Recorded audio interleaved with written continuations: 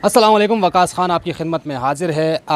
दुआ ज़हरा केस के हवाले से आपको अपडेट देंगे। मेरे साथ आज मौजूद हैं लाहौर से सीनियर सहाफ़ी कराची आए हुए हैं, ख़ास तौर पर दुआ ज़हरा केस को कवर करने।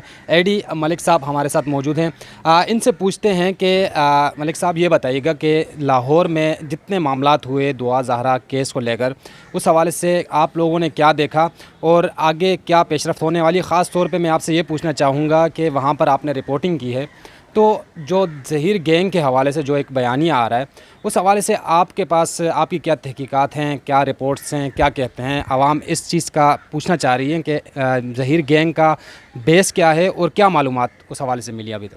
अवकाश साहब, सबसे पहले तो मैं आपका शुक्रिया अदा करता हूं और मैं आपको दूसरा ये भी कहता हूं कि मैं सीनियर बिल्कुल भी नहीं हूं। मैं बड़ा एक जूनियर सा बंदा हूं और थोड़ा सा इस पे काम कर रहा हूं। जितनी भी मेरी तहकीकात हैं या जो भी मेरे अंदर स्किल्स हैं, तो मुझे कराची आकर बिल्कुल बहुत अच्छा लगा है। आप लोगों से मिलकर बहुत अच्छा लगा है और जितने भी मेरे कराची पे देखने वाले फ़ैन हैं या जो मेरी वीडियो देखते हैं, मैं उन सब का भी शुक्रिया अदा करता हूँ आपके प्लेटफॉर्म से।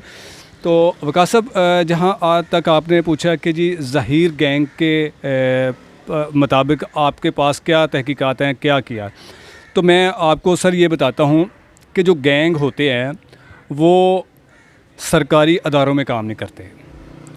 उनके रिकॉर्ड्स होते हैं, उनको रंगे हाथों पकड़े जाते हैं।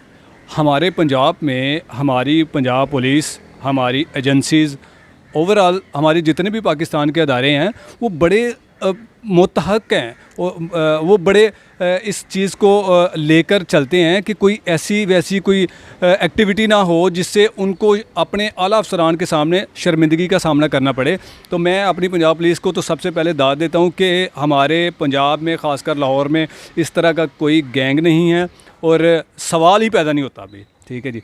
और दूसरी, जो मैंने इनके बारे में तहकीकात की, जब मैं इस केस में एंटर हुआ और मुझे लगा कि जब मैंने सबसे पहले इस ख़बर को देखा था दुआ ज़हरा के अगवा होने के मतलब, तो मुझे भी बड़ा महसूस हुआ था कि एक कम उम्र बच्ची को अगवा कर लिया गया। क्योंकि हमारे माशरे में ऐसे होता है, बच्चे भी अगवा होते हैं, बच्चियाँ भी होती हैं, और फिर उन अगवा होने के बाद उनके रेप होते हैं और उनका मर्डर हो जाता है। इस तरह के केसेस में नॉर्मल आप देखते रहते हैं और मैं बहुत सारे इस तरह के केसेस कवर करता भी हूँ। तो मैंने उस पर बड़ा देखा कि आखिरकार ये कौन सा गैंग है, ये बच्ची कैसे अगवा हो गई। तो एक तरफ से मैंने ये सोचा और दूसरी तरफ से मैंने ये भी सोचा, जब मुझे उम्र के बारे में पता चला कि जो दुआ ज़हरा के वालिद मोहतरम साहब हैं, उन्होंने कहा कि जी मेरी 14 साला बेटी को अगवा कर लिया गया, वो कूड़ा फेंकने घर से बाहर गई थी। तो एक उनका ये बयानिया था। तो जब उन्होंने उनके वर्ड मैंने सुने सोशल मीडिया पर कि जी 14 साला बच्ची, और बच्ची को जब मैंने देखा तो मैंने अपनी टीम के साथ शेयर किया कि ये कहानी बिल्कुल इसके अगेंस्ट है। इस बच्ची का अगवा नहीं हुआ, बल्कि ये अपनी मर्ज़ी के साथ किसी के साथ गई है और चंद 1-2 दिन में ये सामने आ जाएगा कि इसने निकाह भी कर लिया। और ऐसा ही हुआ। जिस दिन इस बच्ची का निकाह सामने आया तो मैंने अपने दोस्तों से ये बात डिस्कस की। मैंने कहा, मैंने आपको बताया था कि ये कोई अगवा नहीं है, ये सिंपल एक लव मैरिज है जो कि आपके सामने आ गई है। फिर उसके बाद ऐसा एक बयानिया फैलाया गया कि समझ से बाहर होता गया कि यार हमारे लोग इतने दिमाग के पागल हो चुके हैं, अक्ल के अंधे हो चुके हैं, जिनको नज़र आ रहा है कि एक बच्ची ने एक निकाह कर लिया है और वो बता रही है कि मैंने अपनी मर्ज़ी से निकाह किया है और मुझे किसी ने अगवा नहीं किया। तो इन लोगों को क्यों नहीं समझ में आ रहा था। तो मैंने सोचा, मैंने कहा यार क्यों ना इस पे काम करते हैं। इनका बयानिया तो सामने आ गया कि जी बच्ची अगवा हो गई, फ़लाँ हो गया, ये हो गया। मैं अगवाकारों की तरफ जाता हूँ क्योंकि मैं ऑलरेडी लाहौर में था। मैंने अपने दोस्तों के साथ, जितने भी मेरे मुख्तलिफ़ एजेंसीज़ में मेरे दोस्त हैं, मैंने उनके साथ कॉन्टेक्ट किया।